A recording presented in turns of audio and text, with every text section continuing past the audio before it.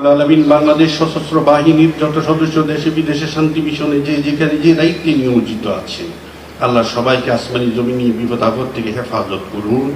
সকলের উপর, সকলের পরিবার পরিজনের উপর রহমত নাজিল করুন। আয় আল্লাহ, আমাদের দেশের সার্বিক শান্তি সমৃদ্ধি দান করুন। আমাদের দেশকে ও দেশবাসীকে হেফাজত করুন।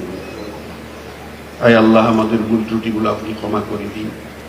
রব্বুল আলামিন আমাদের দোয়াকে আপনি কবুল করুন। রব্বিরহামহুমা কামা রাব্বায়ানি সগীরা। ربنا تقبل منا إنك أنت السميع العليم وتب علينا إنك أنت التواب الرحيم. آمين برحمتك يا أرحم الراحمين.